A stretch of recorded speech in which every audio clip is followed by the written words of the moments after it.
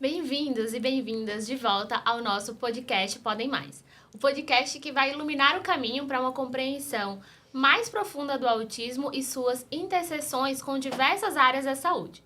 Eu sou Angelina, apresentadora, junto às minhas amigas e também fonos, Mariane e Renata. Estamos empolgadas por nos reunirmos novamente para explorar um tema muito importante, o autismo e a odontologia. Se você está nos assistindo pelo YouTube, já se inscreve em nosso canal e lembre de ativar o sininho para acompanhar todas as novidades. Se você está nos acompanhando pelo Spotify, muito obrigada pela sua audiência.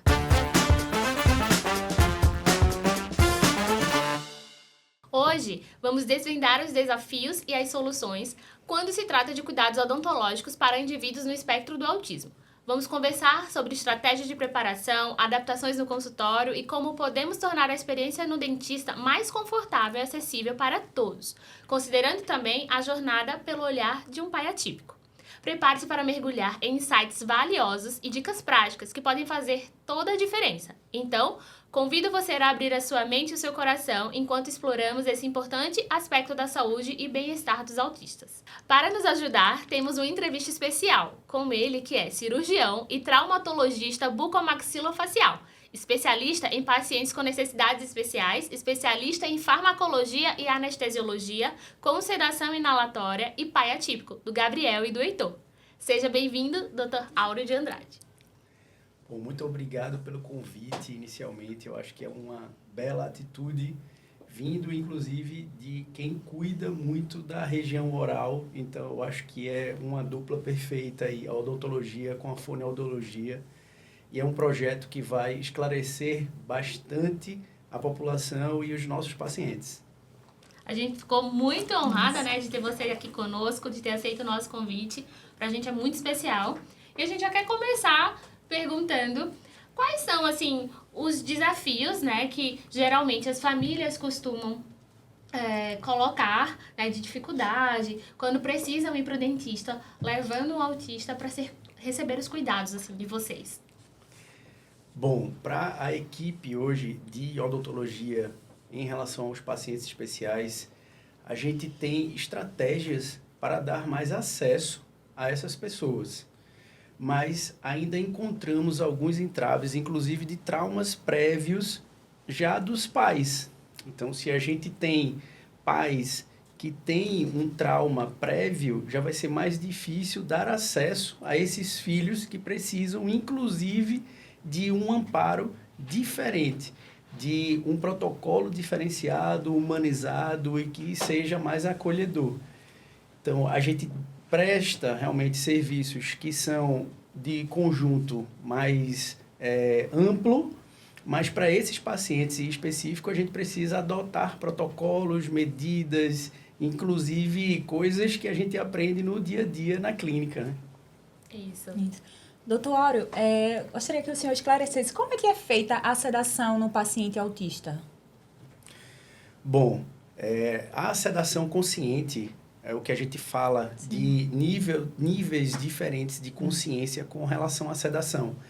A gente tem hoje protocolos bem específicos da Sociedade de Anestesiologia e também da Sociedade de Odontologia para Pacientes Especiais, com habilitação em sedação inalatória.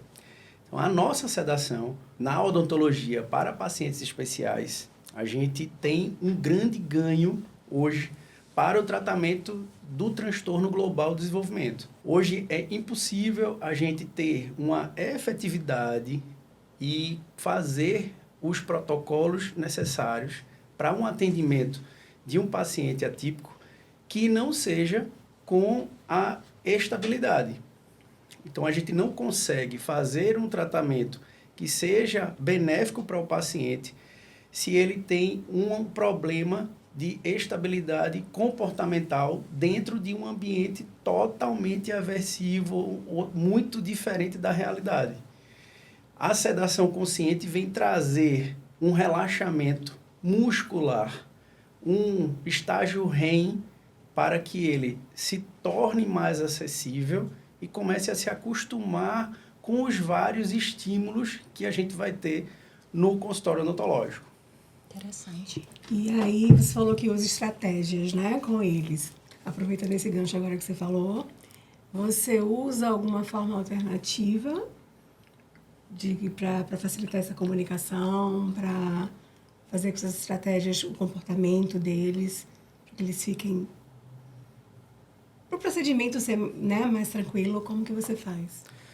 As estratégias que a gente tem que usar no consultório odontológico, ela tem que ser agregadora para que chame a atenção do paciente e ele torne a desvendar aquele mundo novo. Então, a gente precisa deliberar certas ações para que o objetivo final seja ele se interessar por aquele ambiente, né? Então, tornar o ambiente mais atrativo é o primeiro passo. Então, o consultório ele tem que ser bastante lúdico, bastante colorido e tem que tirar um pouco daquela caracterização de um ambiente diferente da realidade.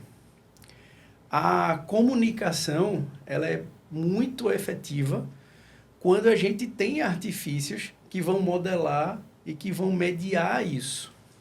Com os pacientes não falantes, né, a gente consegue que estruturas que são apresentadas consiga entrar numa consciência de que ele vai receber aquilo para o bem.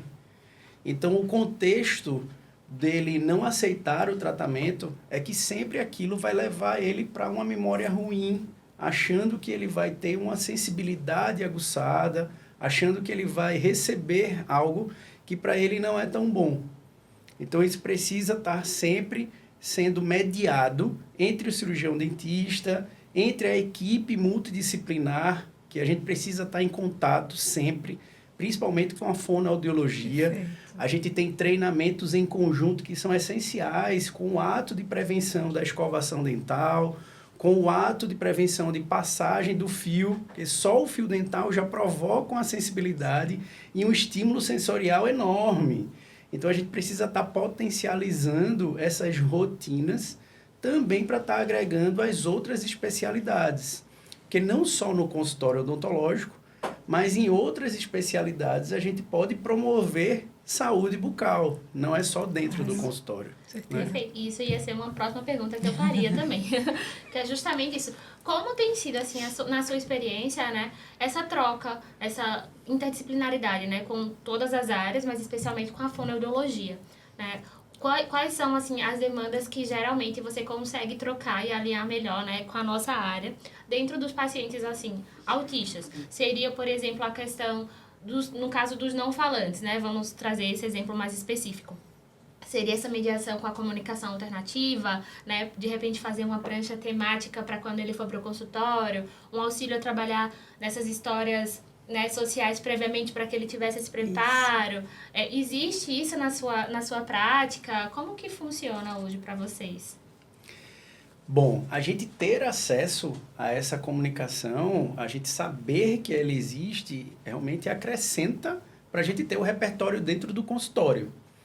Então, a gente precisa sempre estar interligado com as outras especialidades, até para a gente adotar e agregar, né? Por isso, a importância dessa comunicação das especialidades. Então, no protocolo hoje, que ele é mais humanizado, que ele consegue enfatizar a comunicação para o entendimento, ele é fundamental ter uma prancha para a comunicação alternativa na sala de odontologia. Isso lógico. A comunicação ela precisa ser efetiva e a gente precisa saber, inclusive, quais daqueles estímulos é tão prejudicial para que a gente diminua aquela estimulação, para que a gente adeque e que a gente modele de uma forma que ele se sinta mais confortável. Então, essa comunicação vai ser sempre melhorada se a gente tem artifícios que vão nos levar até diagnosticar melhor aquele paciente. Então, se ele consegue, na sua prancha, falar que tem dor, falar que é naquela região, se é de um lado, se é do outro, isso vai melhorar muito, inclusive, o nosso foco no diagnóstico. Perfeito, perfeito. Deixa eu perguntar agora com relação às queixas, né, das pessoas autistas que chegam. os relatos. É muito comum chegar paciente autista com queixa de bruxismo? Sim, o bruxismo ela é um sintoma, vamos dizer assim, de correlações entre um distúrbio temporomandibular. Então, são distúrbios neurofuncionais que eles são multifatoriais.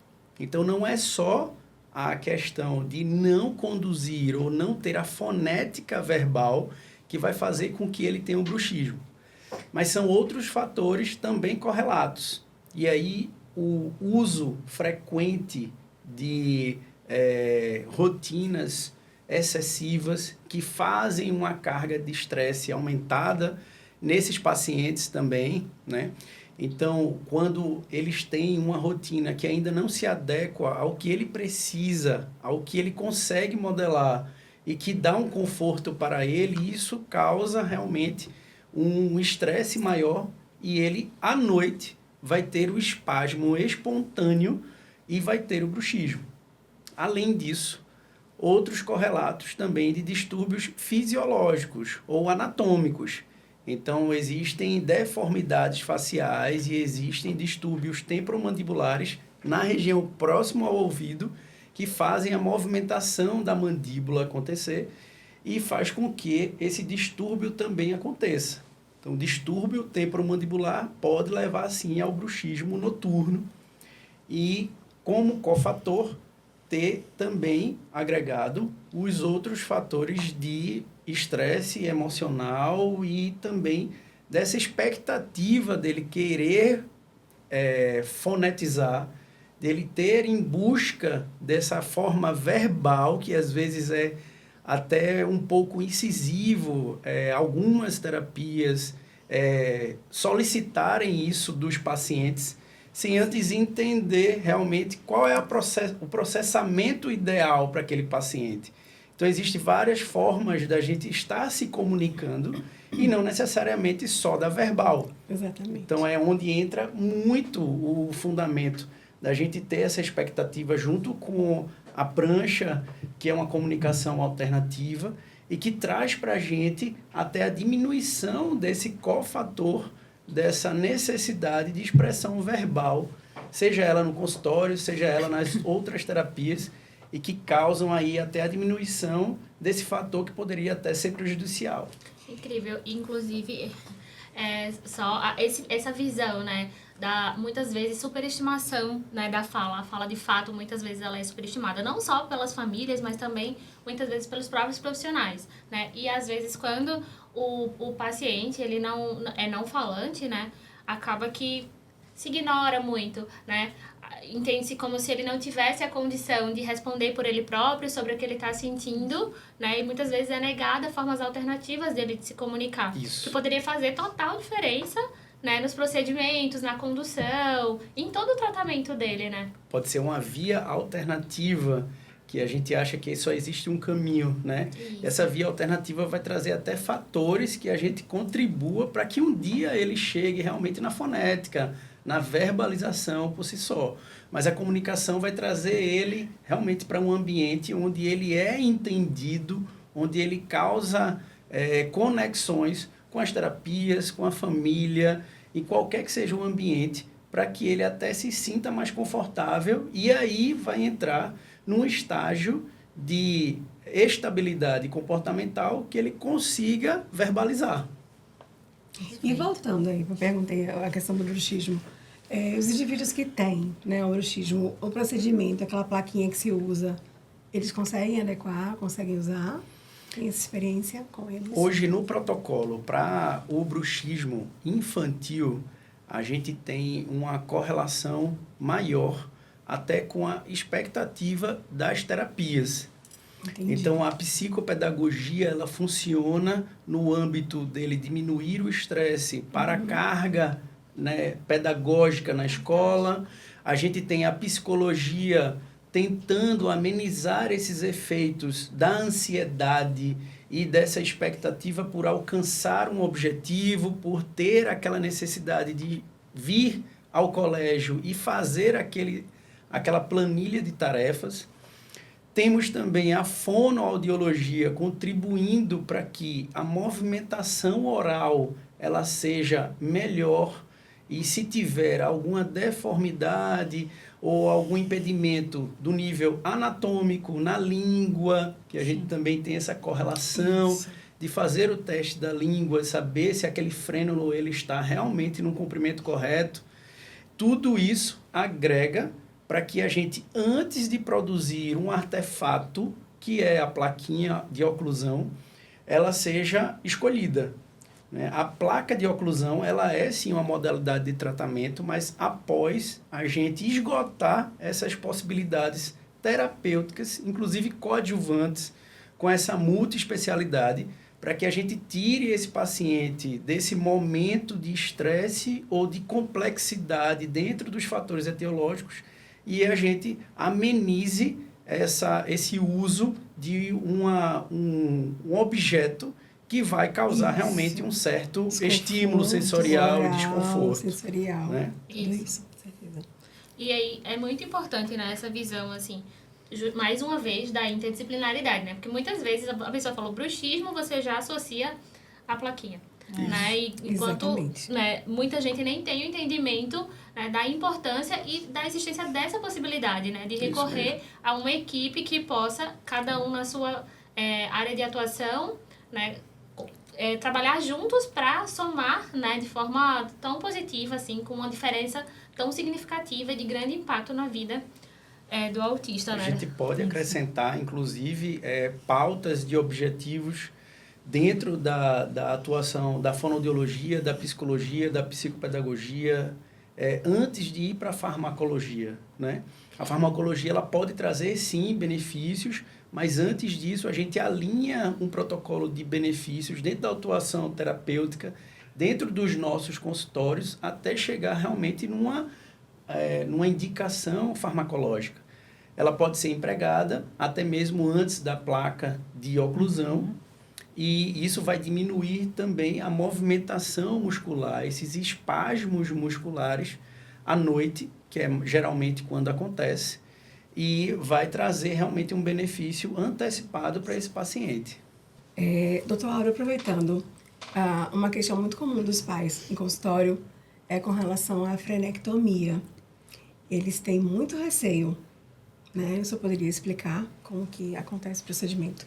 Sim, esse daí foi assim, a etiologia dessa correlação da fonoaudiologia com a odontologia, né? Começou muito através disso. Hoje o que a gente nota realmente é já uma interferência genética no aparecimento dessa necessidade, desse diagnóstico de um frênulo encurtado. O frênulo lingual, ele tem um papel fundamental anatômico, fisiológico, né, e motor. Quando a gente tem essa deficiência no frênulo, ou seja, o frênulo ele nasce curto, a gente precisa sim ajudar fisiologicamente para que a língua tenha sua movimentação e expresse também oralmente e fonoaudiologicamente, né? Quando a gente tem essa indicação, a gente preconiza fazer protocolos e que não só para os atípicos, mas para todos os pacientes, protocolos cirúrgicos, porque não deixa de ser uma cirurgia, e seguindo eticamente o protocolo cirúrgico, a gente tem que ter a anestesia daquele procedimento. Então, ele faz parte do nosso protocolo de qualquer cirurgia, por menor que seja a sua invasividade. Eu defendo a teoria e o protocolo de que necessita de anestesia. Por menor que seja o indivíduo, com dias de neonato, ele precisa sim de uma condição anestésica para ele não sofrer aquele sintoma de dor. Então, a gente defende sim, não é só nessa via de frenectomia ou cirurgia ambulatorial, que essa é uma cirurgia mais simples, que a gente faz em consultório, mas defendo sim que ela seja feita anestesicamente, tá? A anestesia, ela proporciona sim um menor estresse para as crianças E com relação a que tem o transtorno global de desenvolvimento, quanto menos estímulo a gente tiver para eles, melhor. Então, quanto mais a gente adaptar o protocolo para um protocolo humanizado, um protocolo que seja indolor, um protocolo que remova aquele estímulo de estresse, a gente vai estar desempenhando um papel não só para a odontologia, mas a gente vai estar desempenhando um papel para todas as terapias, tá? Não só o procedimento cirúrgico em consultório, mas também qualquer que seja o ambiente cirúrgico fora do consultório, tá? Aproveitando já o gancho, e aí nessas situações em que precisa, né, de uma intervenção maior, que precisa levar para bloco cirúrgico esses pacientes, como que é feito esse pré-operatório, né, como é, assim, o percurso que vocês percorrem realmente com ele, né, com esses pacientes, para que eles consigam passar por todas essas fases de uma forma que não se torne aversivo, né, ou que seja o mais respeitoso possível. Maravilha a sua pergunta, Natália. Eu acho que é a pergunta mais atual que a gente tem hoje. O podcast aí não podia deixar de falar sobre isso.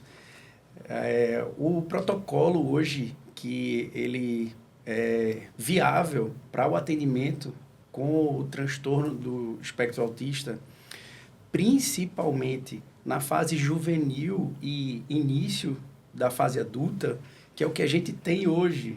As nossas crianças hoje estão deixando de ser crianças e estão ficando já na fase adulta, né? Então, muito já foi estudado, muito já foi experienciado, né? E a gente tem que fazer adaptações nesses protocolos. Os protocolos eles não podem ser engessados e a gente tem aí uma modernização da nossa saúde, uma modernização dos nossos equipamentos, a bioengenharia, todo mundo estudando em prol dos nossos pacientes. E a gente não poderia deixar de evoluir, né? Então, esses protocolos hoje de atendimento para os pacientes com TEA ou qualquer transtorno global de desenvolvimento, a gente precisa condicionar esse paciente para que ele receba o tratamento e isso não seja traumático.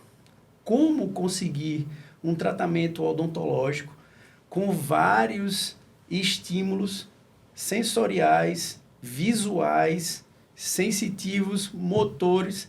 A gente não consegue fazer isso em consultório odontológico, com alguns pacientes que têm um limiar pequeno. Então, a gente precisava ter o advento de uma sedação inalatória ou uma sedação inconsciente, que a gente chama.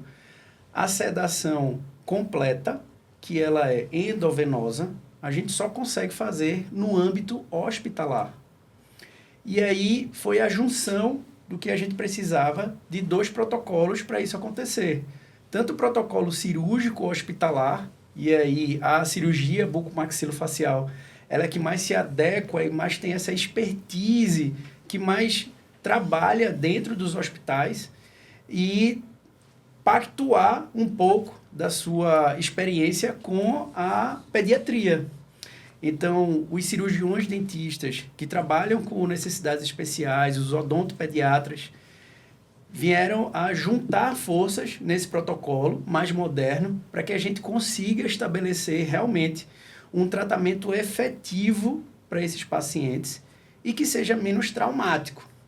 Então, o protocolo hoje humanizado, que é também muito preconizado lá na clínica, na minha equipe, é a gente estabelecer vínculos inicialmente com os pais. O conhecimento de até onde aquele paciente ele iria suportar.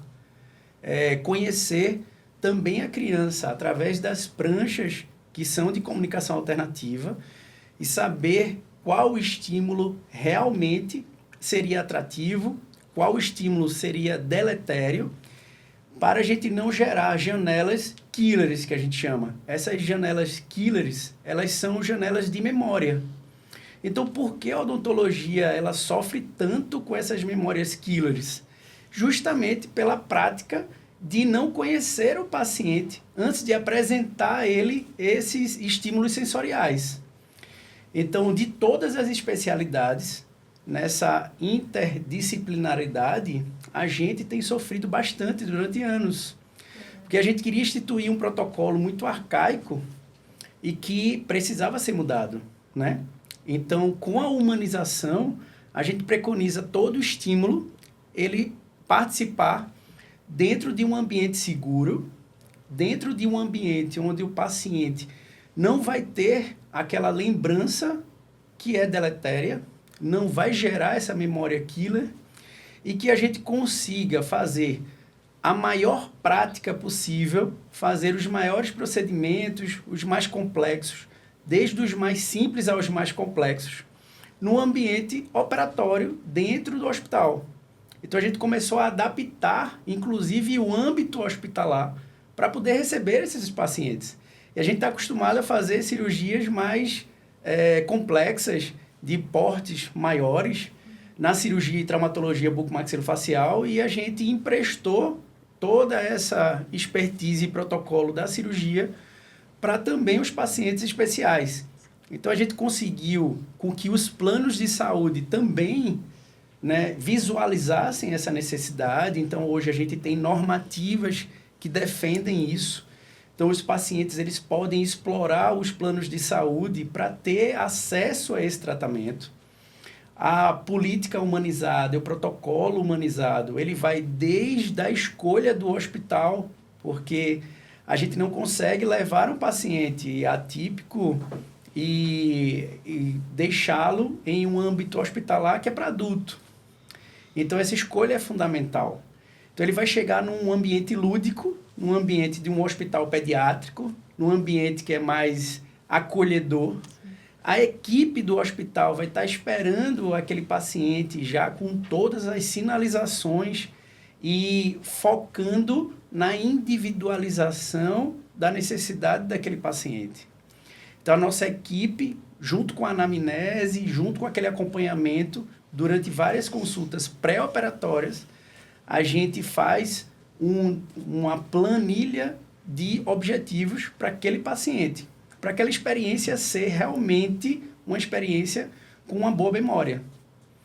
Já no ambiente interno, depois que ele vai para o quarto, ele vê aquele ambiente diferente, mas é um ambiente lúdico.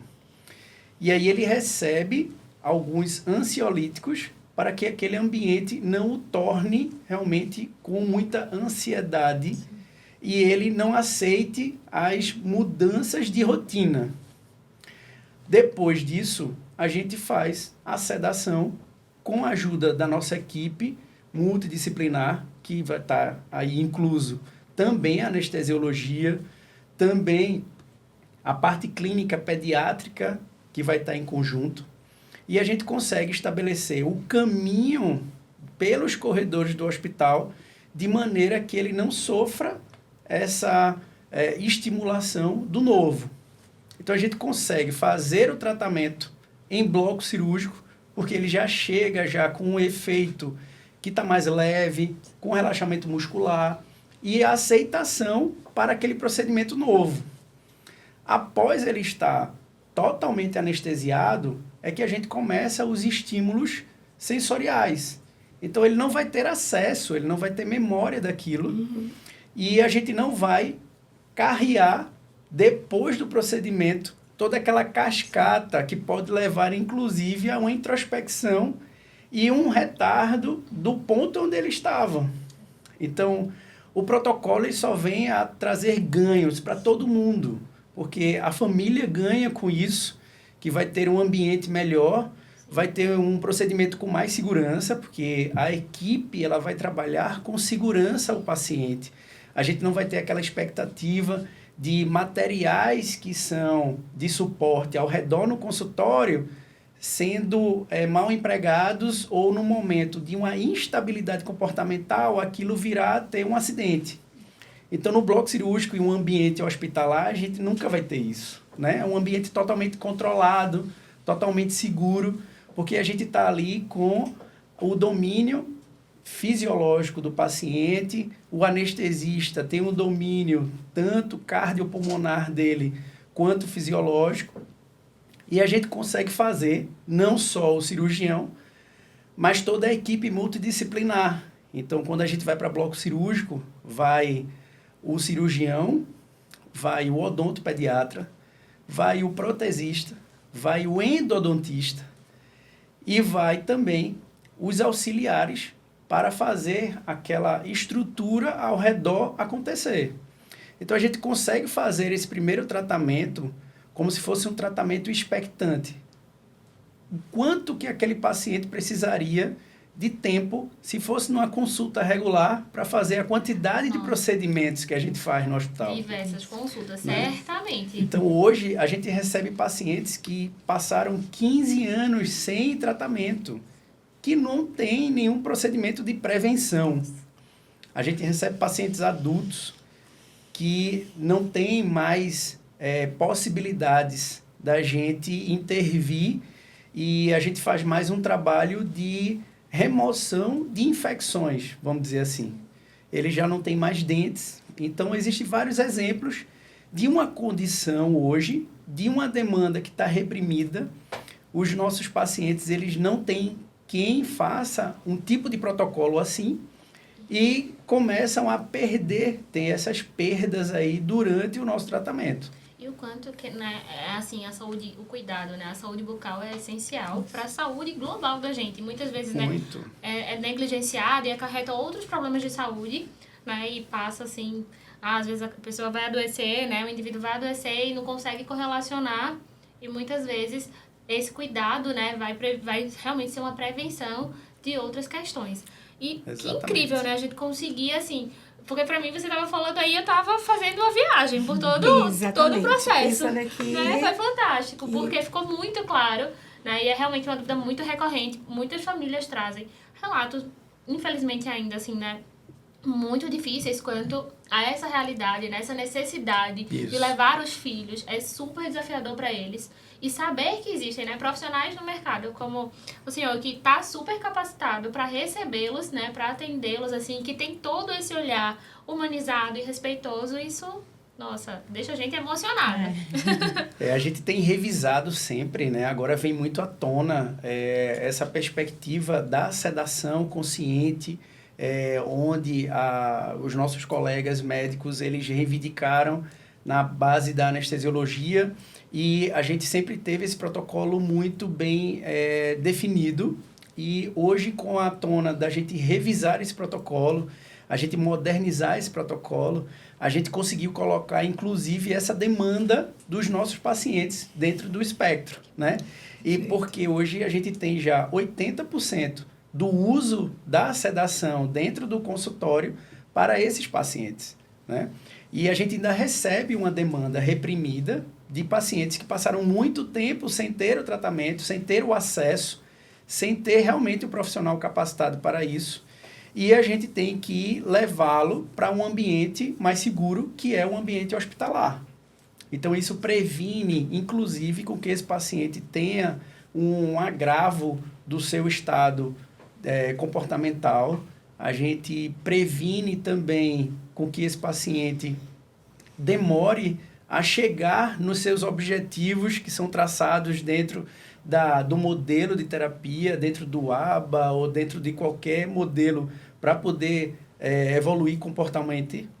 E a gente consegue fazer com que toda a equipe ela contribua para esse processo, né? Porque se a gente consegue tirar ele de um estado sintomatológico, de dor, de aflição, e ele não consegue mensurar, né? Muitas das vezes, não consegue sinalizar onde realmente é a dor, ele já está num estado crônico, onde cefaleia ela é iminente, onde a dor realmente ela já se espalha e ele não consegue identificar onde é.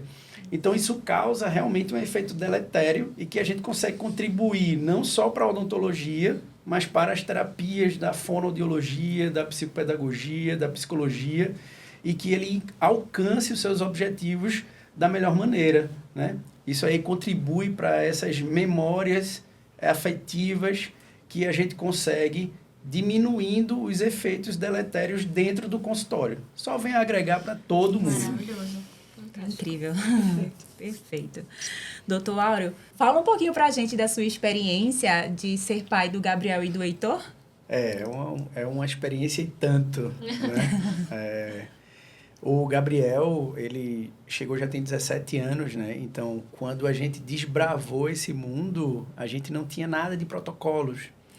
Então, saindo um pouco da vida profissional para pessoal, a gente conseguiu realmente extrair o que a gente nunca tinha ouvido falar. Foi muito novo para todo mundo. A gente foi pais jovens, então também tinha outras demandas, né, e que a gente precisava cumprir. Mas isso deixou a gente realmente numa necessidade de ir sempre em busca de algo melhor. Me lembro que naquela época a gente não tinha nenhum protocolo estabelecido de resultados na melhor terapia, no melhor bloco de sessões, em quais expectativas a gente poderia esperar. Então, era realmente muito sem nenhum tipo de perspectiva. O que a gente tinha era fora do país. A gente começou a ver uma luz quando chegaram os primeiros protocolos em São Paulo.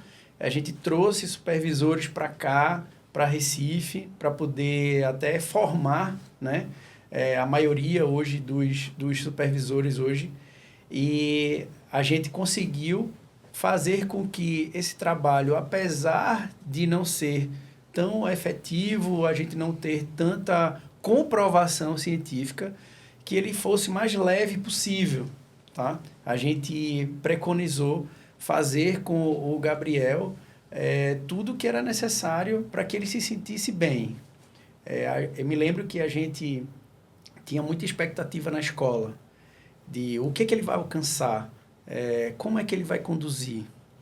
E veio justamente a época onde a fala e a necessidade de se comunicar era muito evidente. E a gente teve a nossa primeira queda, vamos dizer assim, né? Para a gente é muito impactante. O luto lá na frente foi o primeiro impacto, mas a gente passou aí anos até ter, acho que esse segundo impacto, que foi quando ele se desorganizou por não conseguir falar. Então, a gente viu exatamente o quanto era fundamental a comunicação naquele momento. E a gente via que, poxa, ele estava tão bem, a gente tinha sempre muito carinho, um sorriso no rosto, e a necessidade de falar com tantas novas obrigações dele, escola nova, muitas terapias, a gente aumentou demais o repertório e a rotina dele terapêutica, colocamos várias ofertas para ele, para essa expressão verbal. Uhum. E isso condicionou que ele realmente tivesse o primeiro rampante de desorganização. E foi quando a gente foi apresentado realmente a essa maravilhosa ferramenta de comunicação alternativa, né?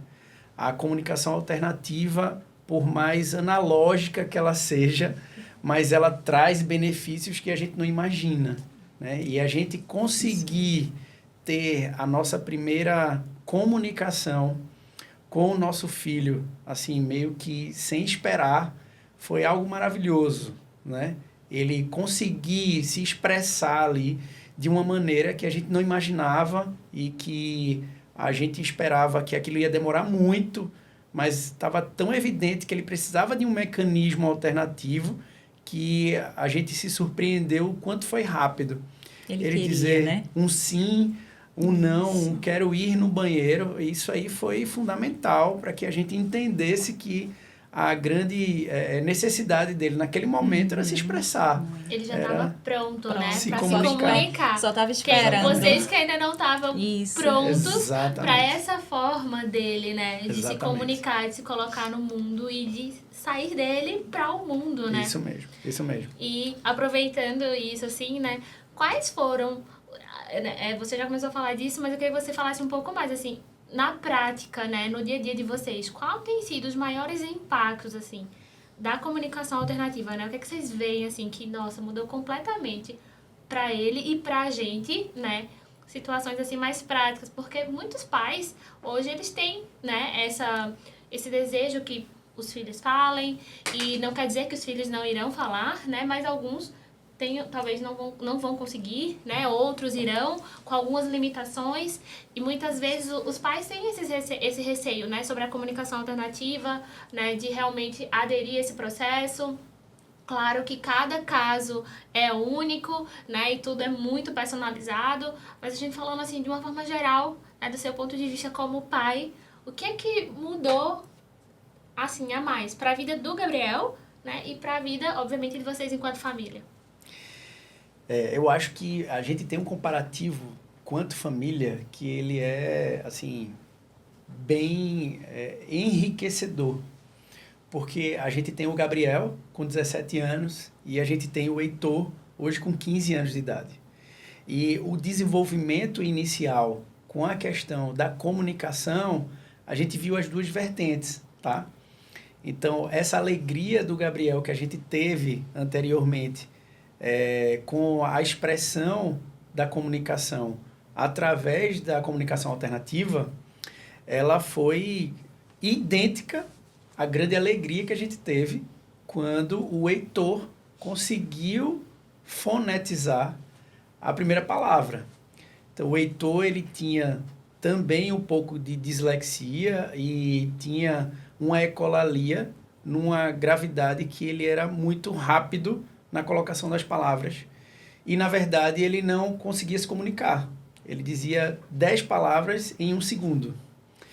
Então, a gente teve uma dificuldade de interpretar como que a gente iria ali fazer, em conjunto com a fonoaudiologia, com que ele chegasse no objetivo de fazer realmente a apraxia da fala, né?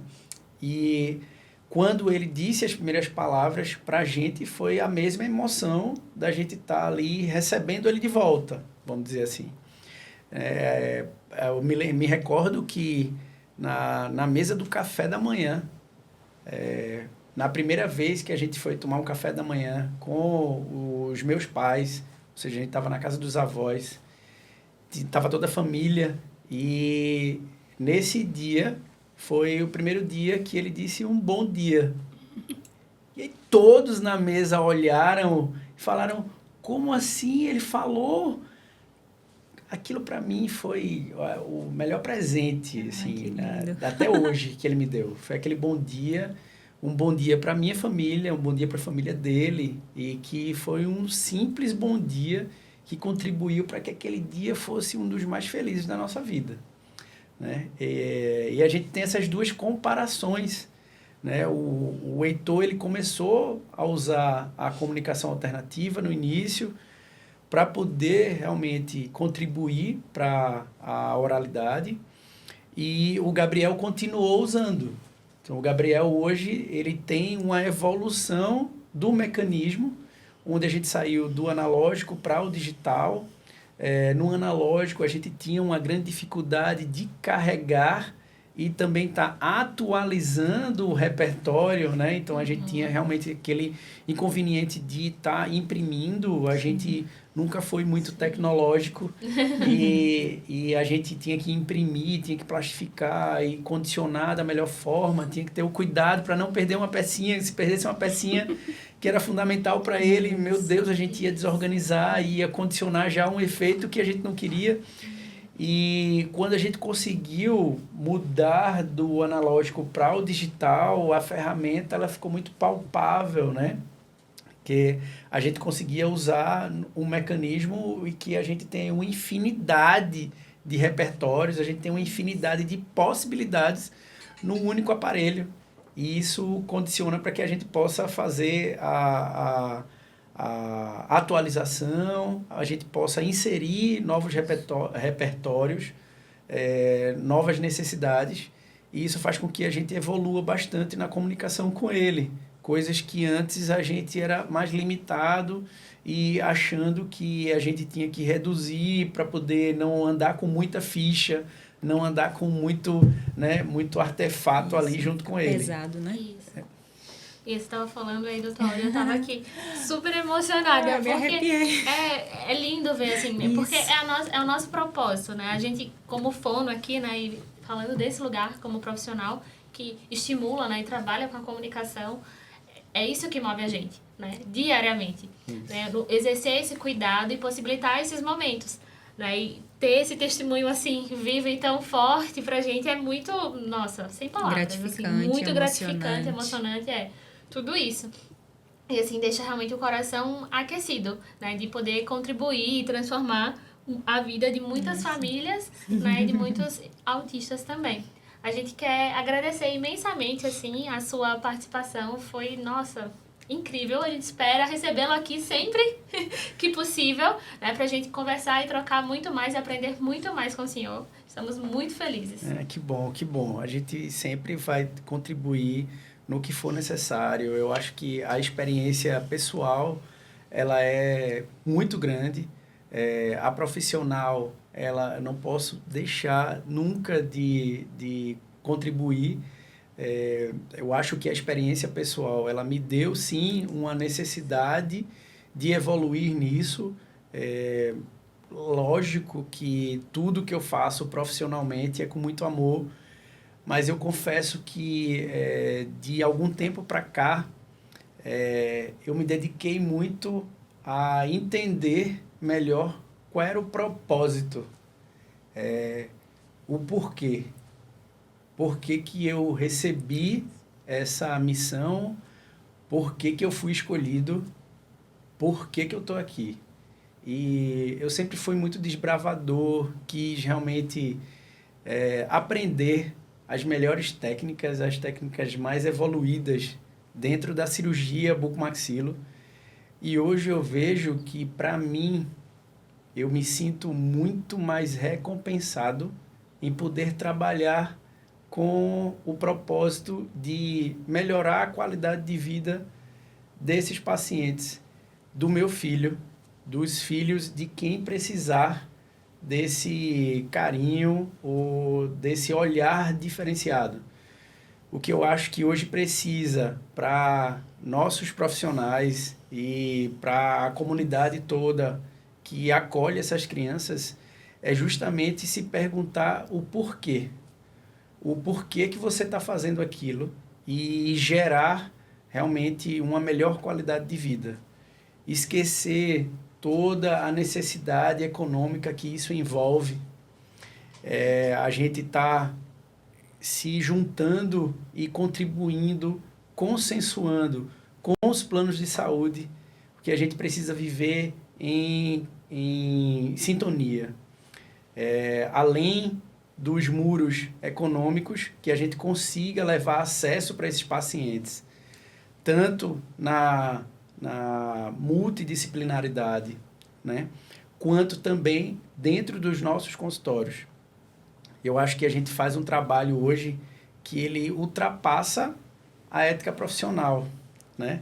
A gente faz um trabalho hoje que ele é humanitário, que ele vai dividir gerações, que a gente vai contribuir para que a próxima geração ela tenha condições de mudar ainda mais. Eu acho que essa pergunta ela deve ser para todo mundo, né? E hoje eu me sinto recompensado por enxergar tudo que Deus está colocando para mim, né? Essa mudança de foco, que antes eu tinha um prazer enorme em passar 6 horas de cirurgia numa ortopedia dos maxilares, com muito sangue, com muita adrenalina, com muito foco, com muita concentração. E hoje eu vejo que a minha recompensa pessoal e profissional, ela se agrega muito mais quando eu contribuo para que famílias com essa dificuldade e com pacientes dentro do espectro, eles, depois do que eu fiz por eles, eles conseguem me abraçar e conseguem retribuir aquilo que receberam. Acho que isso não tem preço. Acho que são comparativos assim que dividem realmente o seu propósito de por que você foi escolhido para aquilo ali. Né?